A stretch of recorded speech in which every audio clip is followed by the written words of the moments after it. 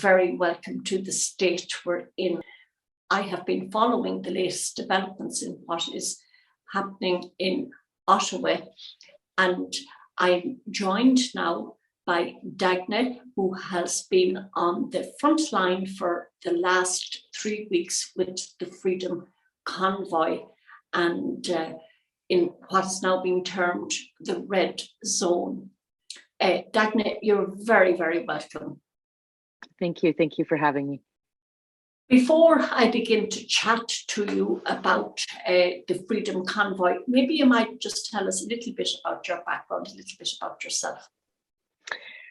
For sure, yeah. So the way I got involved with the Freedom Convoy stems from my freedom activism for just over a year now out in southwestern Ontario. So I am originally from a town right now. Home is in Bayfield, Ontario, so just outside of London, Ontario.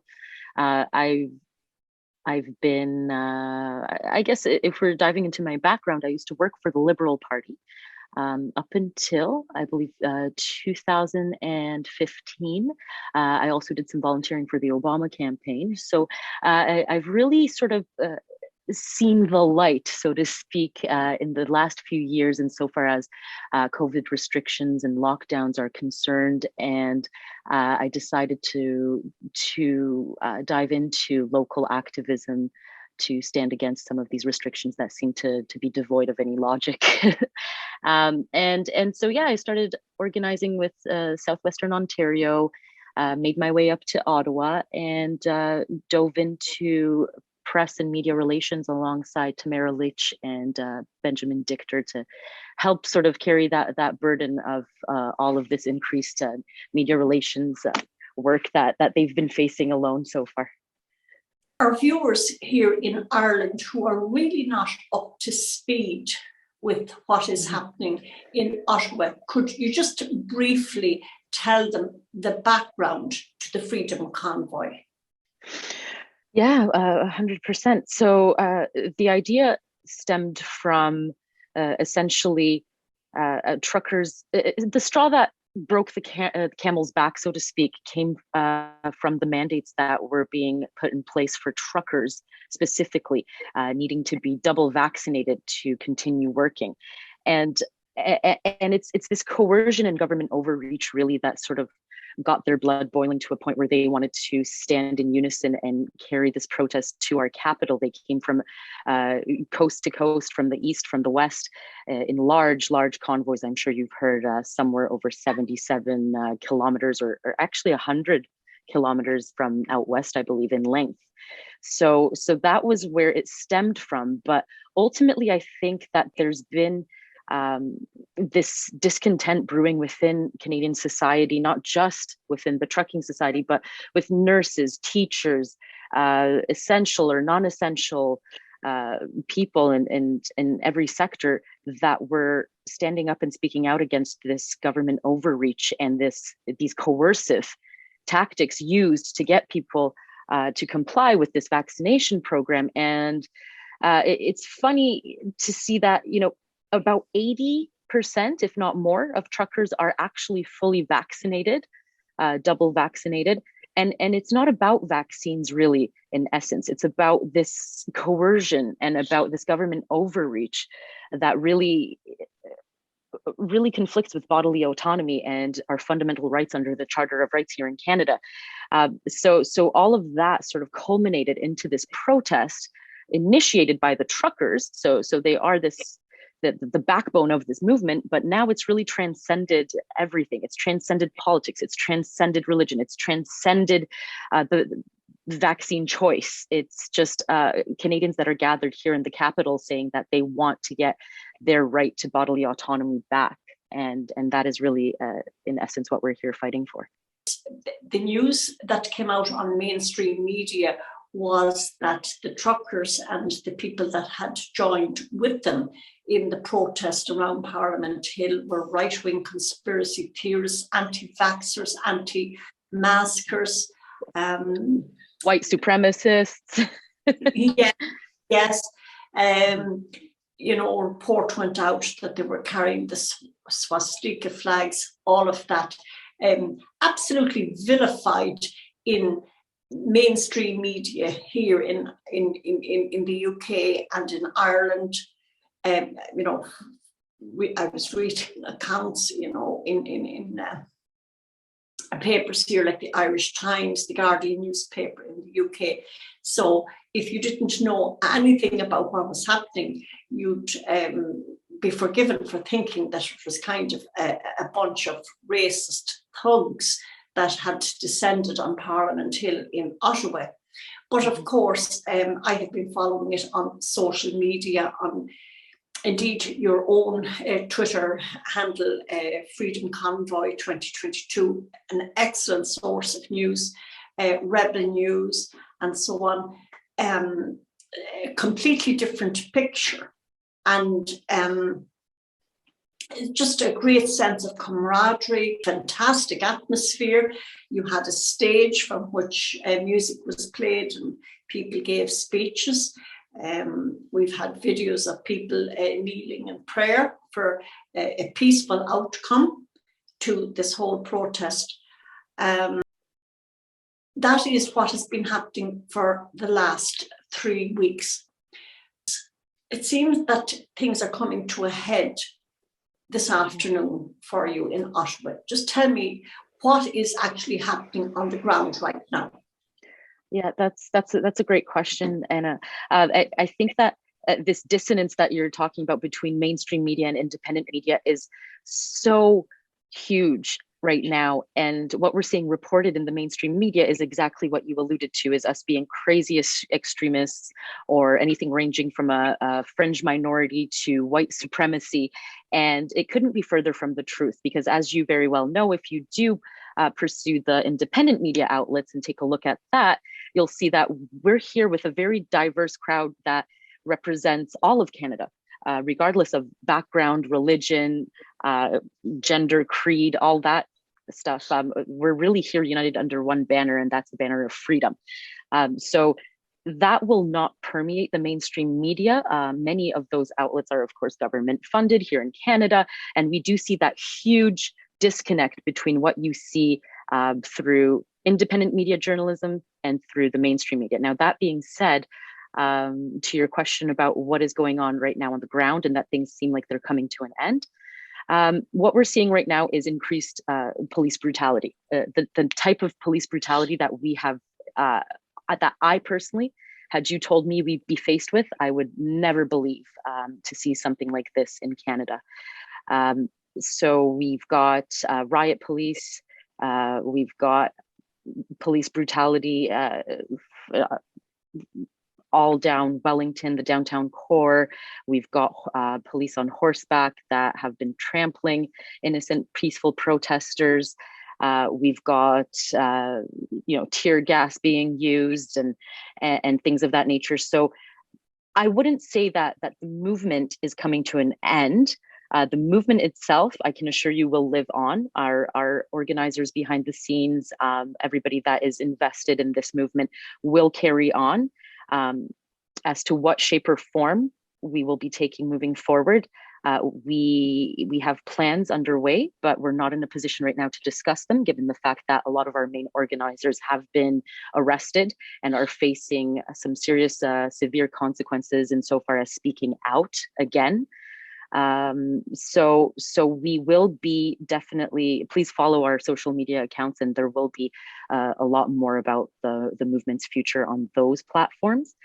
But right now, our hands are tied insofar as the police movement has been encroaching on all of our activities.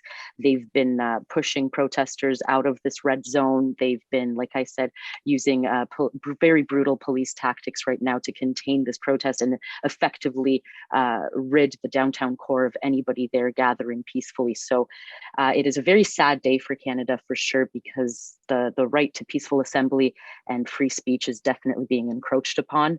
The invocation of the Emergencies Act was also largely baseless and unfounded. We see this rhetoric on mainstream media that we were a violent gathering, that, as you mentioned earlier, right, that we were painted as these extremists here. to push our own agenda, but it couldn't be further from the truth. I think that the banner of freedom is something that every Canadian can speak to, and we've seen people who haven't always necessarily agreed with the Freedom Convoy and its motives, now sort of taking a look at what's happening on the ground and realizing and recognizing that this is a whole lot more than just a debate about vaccinations and truckers and things of that nature. This truly transcends any political ideology or conviction. This is really about freedom. My understanding is that the emergency legislation that Justin Trudeau is trying to introduce has to go to a vote in your parliament, and there is 2 separate judicial reviews being taken against that proposed emergency legislation. What's your understanding of this? Will it be passed, or do you think that Justin Trudeau is going to lose on this one? Yeah, that's a great question. And I think that personally, and from the intel that we're receiving from our internal connections within Parliament right now, is that it will not stand up to the vote, and that in fact it will not carry through. However, don't take my word for it. We're watching the debates unfold as we speak, and we won't have a definitive answer until Tuesday, I believe, because Monday here in Canada is Family Day, so it is a national holiday. The debates will be adjourned for that day, but I do not believe that it's going to pass the vote because, like I mentioned earlier, it was largely unfounded. The accusations of this being a violent gathering had really no basis in fact. And I think that a lot of parliamentarians have seen that. They've been down on the ground in Ottawa. They've spoken out also. There's plenty of interviews and statements made by them that you could find in independent media outlets. So I do believe that that won't necessarily pass, but we have to wait till Tuesday to see that.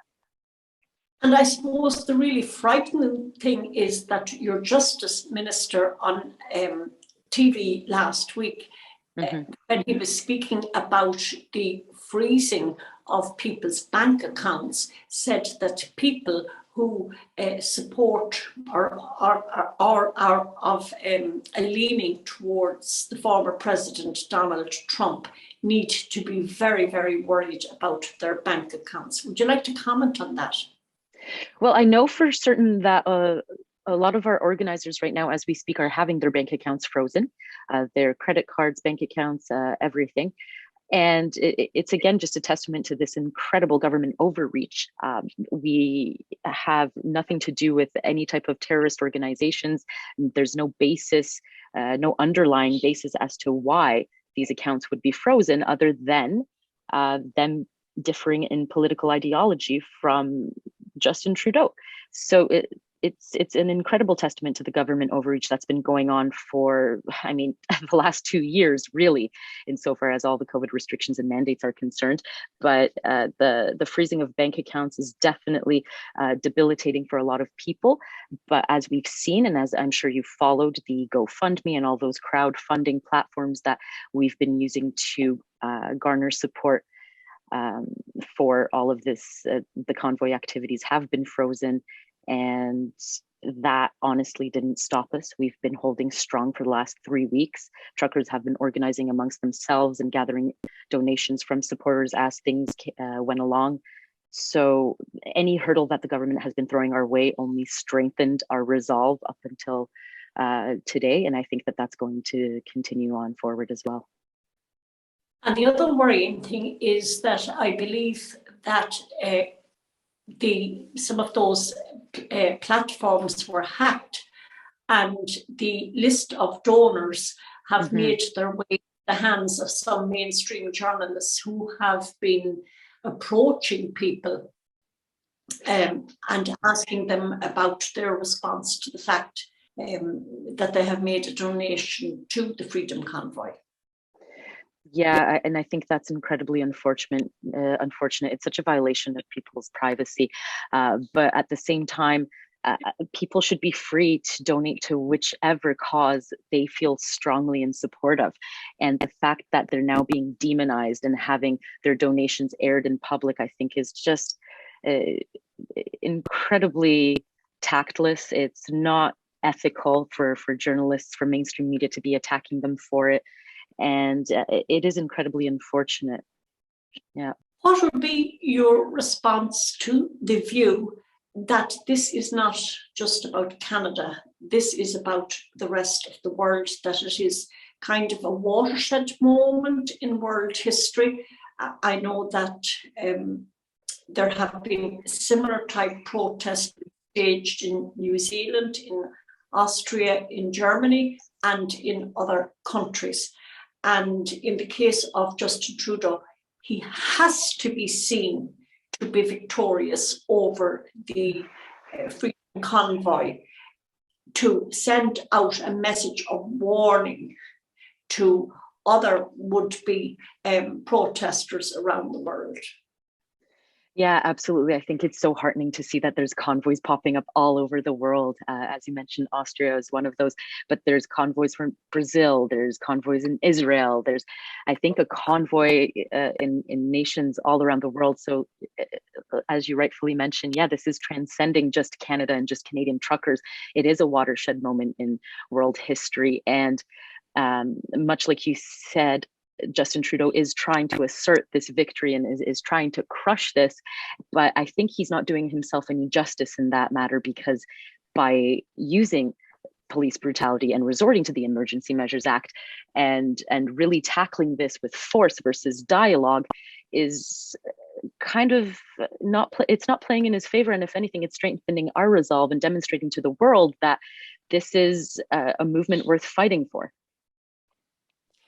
Do you think that Justin Trudeau's response to the Freedom Convoy is going to damage him politically, or will it strengthen him going forward?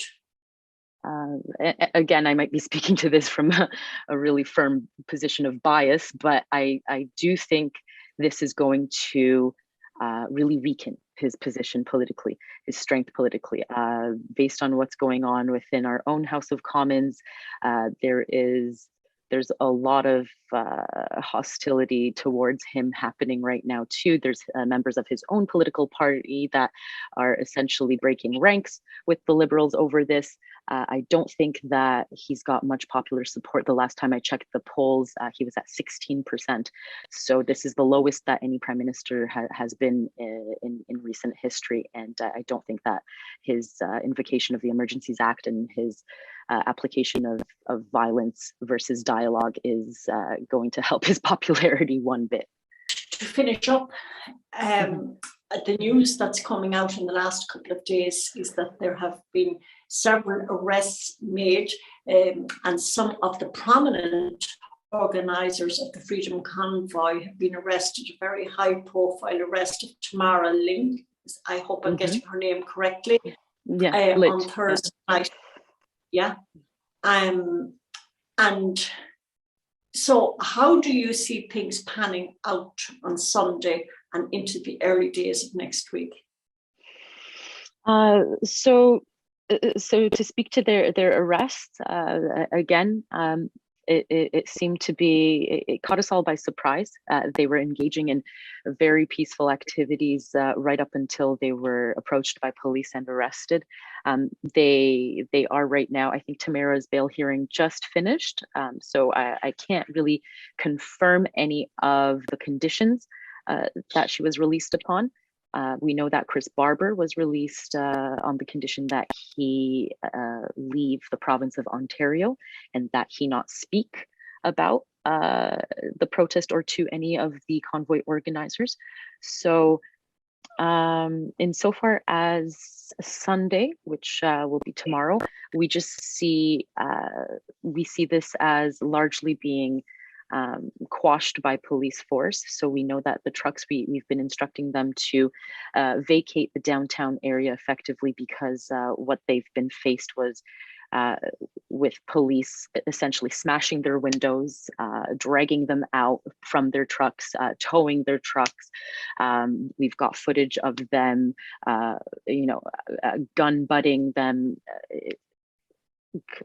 in the head and just being very violent. So what we're instructing our truckers right now is to vacate the downtown area to avoid that police brutality, because the police doesn't seem to be concerned with the use of force. People are having pepper spray used against them. So there's barricades erected all around the checkpoints.